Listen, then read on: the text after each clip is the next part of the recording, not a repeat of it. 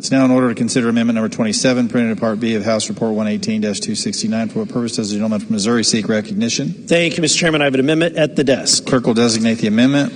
Amendment Number 27, printed in Part B of House Report Number 118-269, offered by Mr. Burlison of Missouri. Pursuant to House Resolution 847, the gentleman from Missouri, Mr. Burlison, and a member opposed will each control 5 minutes. Chair now recognizes the gentleman from Missouri.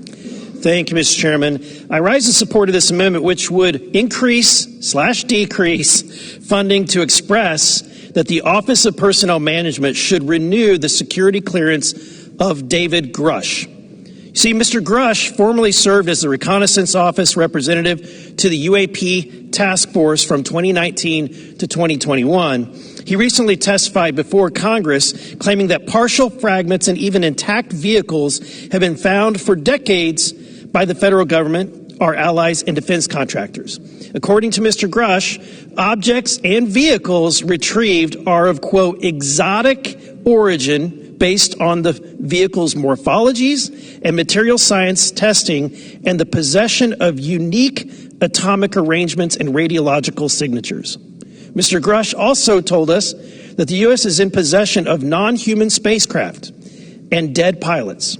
And finally, Mr. Grush told us that he has spoken with the intelligence officials whom the U.S. military had briefed on, quote, football field-sized aircrafts, that the U.S. government transferred some crashed UAPs to a defense contractor, and that the intelligence officials were also briefed on malevolent activity from extraterrestrial beings. Now, of course, all of this is very interesting to me and a number of my colleagues on the Oversight Committee.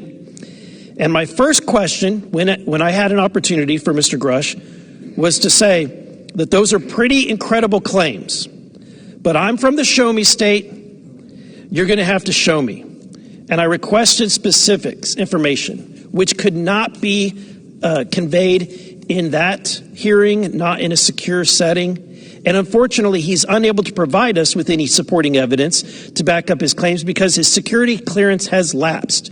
Now, my understanding is that Mr. Grush did go through the proper channels here by turning over classified information to the IC Inspector General. And he ultimately filed a complaint to the IC Inspector General alleging that the information that he presented to the IC has been illegally withheld from Congress.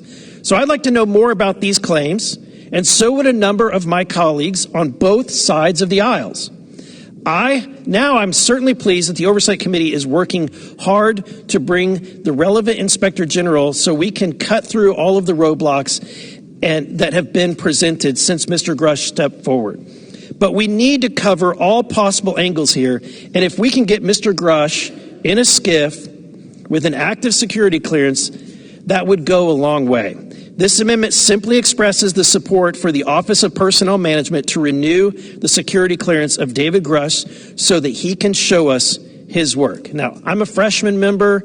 I've seen a lot of these increasing, decreasing amendments, and while on its face they appear to not do anything, but it's my understanding that the agencies generally pay attention to the legislative history and intent, which is why I'm offering this amendment.